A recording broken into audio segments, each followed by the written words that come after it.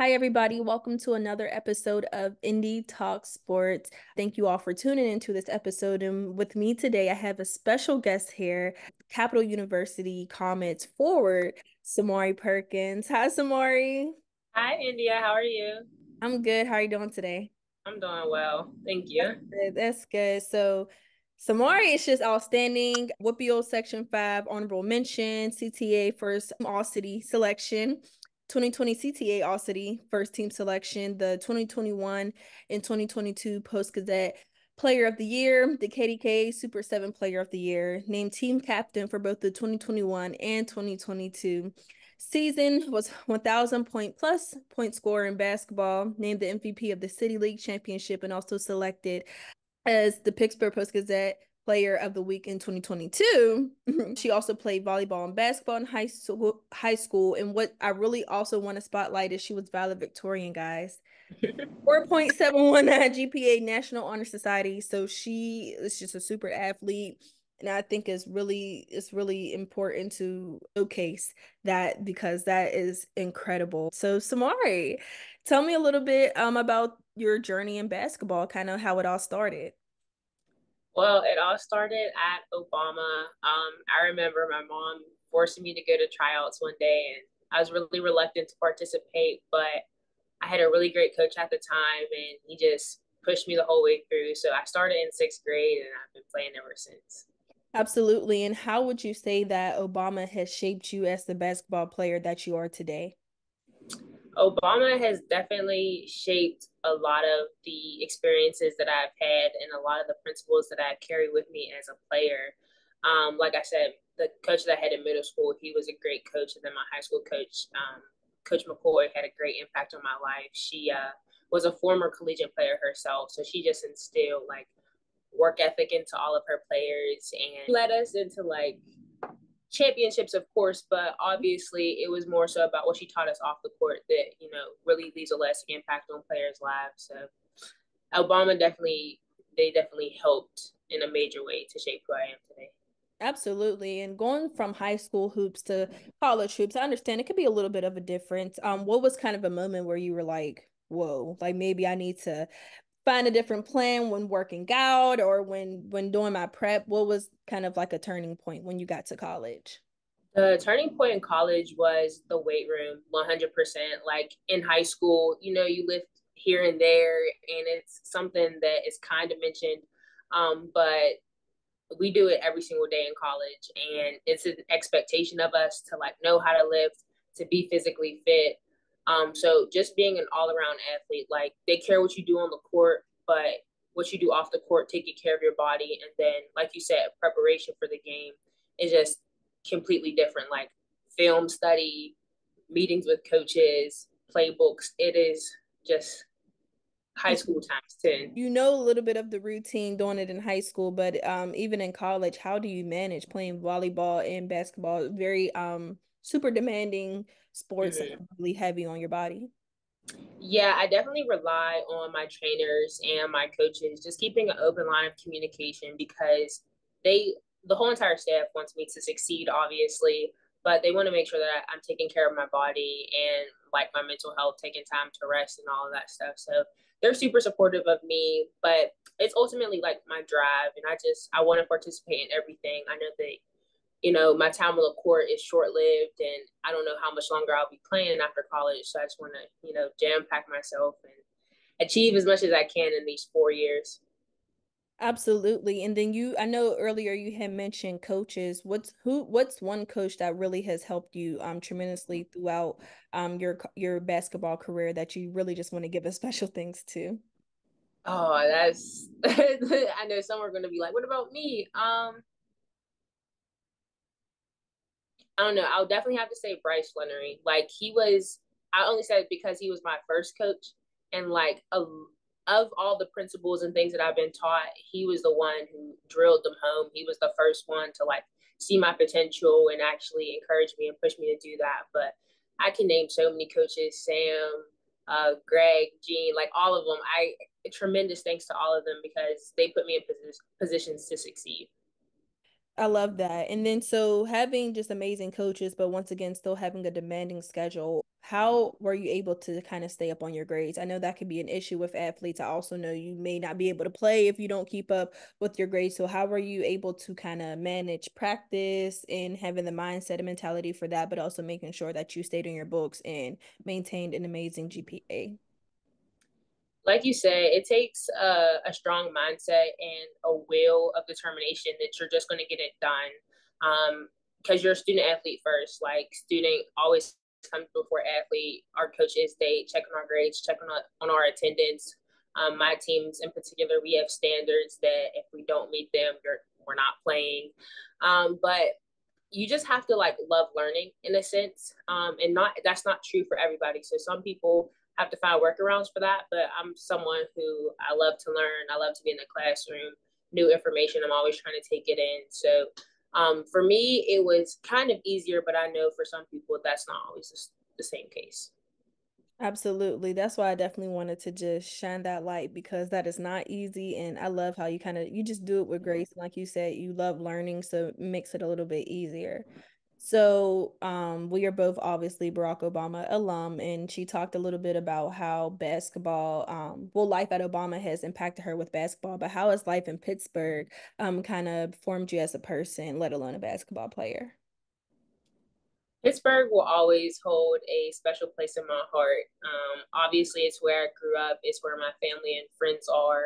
My biggest support system is always back home. And I say that, in Columbus, which is where Capital is located, like I have a strong bond with a lot of people, but I'll never forget where I came from. It's a great city, and we all have our ups and downs, and Pittsburgh's definitely one of them. From the youth and gun violence to it being rated one of the worst cities for Black Americans to live in. You kind of just take that in stride because at the heart of Pittsburgh, who lives there, the identity of Pittsburgh is not that. So it's just like a work in progress. So I live in Columbus now, but Pittsburgh will always be have a special place in my heart. So, just being an impeccable woman in sports, playing basketball, playing volleyball, tell me a little bit about how you feel about the media coverage of women's college Absolutely. basketball. I am stoked to see how women's sports are coming along and how we're making such a great influence on the game and on sports and on media coverage. And the one thing that I will say is I dislike how the media has portrayed it as one or a couple of people that have been the individuals to evolutionize the sport. I think it's taken a lot of leaders and legends of the past to build the game to where it was. And then this younger generation, my generation, is really taking control and power of that and like pushing it forward. So obviously you can't give all the credit to one person, and it's just the amazing athletes, all of the athletes at every single level who are really pushing the sport forward, and I'm just so happy to be a part of it. Absolutely. It's an amazing, incredible thing to watch. And I 100% agree with you that there were so many vets who came along the way who really had started this. And if only media coverage was great for them as it should have been. And I think too, just even with women in sports, it's kind of sad just how I feel like hard they have to work even to be in that spotlight. And like how you said, there's so many other people who are working just as hard who don't have it. But so what does Samaree's game day prep look like? So what type of music are you kind of listening to? Do you have any like, okay, I have to eat this? So my game day prep, it will start about 8 in the morning because we'll have shoot around and walkthrough. So that's kind of like going over our sets, going over the other team sets. Then we'll usually have breakfast on the bus, if we're going to an away game. If not, then I'll eat like a bagel or something. I'm not too particular on food. But then 2 hours before the game, like the headphones go in, the music's blasting, and I don't really want to talk to anybody because it's just time to like get mentally focused, and just remember everything that my coaches told me, remember all my practice principles, and then just go out there and execute. So I'm definitely headphones straight face 2 hours before the game. What's that playlist looking like? The playlist, it's a lot, but most of it's just like our generation's rap, like Lil Baby, Meek Mills, just Glorilla, and Megan, like all of it. Definitely getting hyped before the game, for sure, for sure. What does your off season look like? What's somewhere when she's not doing a million sports or, focusing on school, what kind of is your off season? So my off season will actually start at the end of April. So from May to July, I will technically be out of season where I'm not mandated by my coaches or by our team to do any team activities. However, I like to stay physically fit myself. So from May to July, I'll be in the gym at least 4 times a week, like getting shots up, working on my handles. And then 5 out of the 7 days, I'll be in the weight room. And that looks different because some days I'll do like plyos and calisthenics. Other days I'll actually be lifting. And some days I'll even do like yoga or something. But it's just like the off season, it's a nice time to reset, relax. But, you can't, my personal opinion is when you're on the couch being lazy, everybody else is out there working. So yes, take some time to relax and have some fun in the summer, but obviously stay in the gym because you don't want people to be able to outwork you.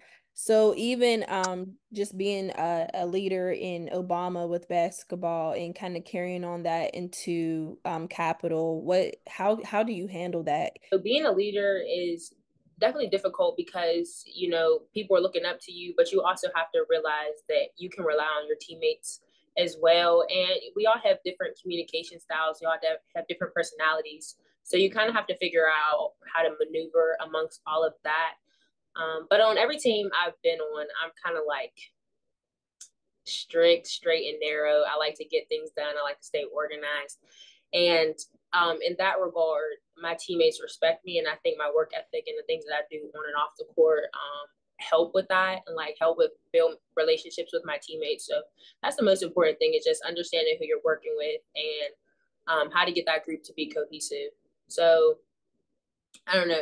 It's different from year to year because there's different people, but obviously I'm changing as a person as I get older. Learning my own strengths and weaknesses, checking them at the door. So it started at Obama. I'm continuing to learn and develop and doing all the right things so that I can be that leader that my team needs. Absolutely. You just mentioned your strengths and weaknesses as a player and everything. So how do you kind of manage your mental health?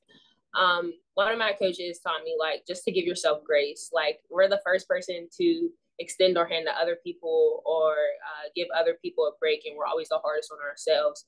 And I definitely fall victim to that. So it's just taking that mental reset, next play mentality. You got to move on because after the game, you can always think about what you did better, what you need to improve. But in the moment, you kind of got to let it go. Because the more you focus on the mistakes you made, the harder it's going to be to overcome them and, stay locked in and stay in the moment. So mental health is definitely important though. And our coaches stress that. And we even do things on our team to make sure that our mental well-being is in check. So I'm very appreciative of that and the way that mental health is now an okay thing to talk about in sports. Absolutely, definitely. I think it's really, really important that stays a topic and stays something that is consistent because it's definitely, definitely needed. Samari, is there any words of encouragement that you would give to a young athlete who wants to really take her career serious in basketball or volleyball? What words of encouragement would you give her? I would encourage young athletes by saying, don't get your key ready when you get to the door. So for me, that means that like you do all of this work and all of this preparation, but then you get to the end goal and you're not ready. So be prepared before the event comes. Be prepared before that college coach emails you. Be prepared before you have to send in your deposit because you don't want to be that person who is unprepared because there's somebody else in line ready to take your spot. So have your key ready before you get to the door. Absolutely. Well, thank you so much, Samari, for coming on the show today. Best of luck just with your sports career at college. And thank you so much for just being that role model for your teammates as well as for other young athletes to look up to. Thank you so much. You're welcome.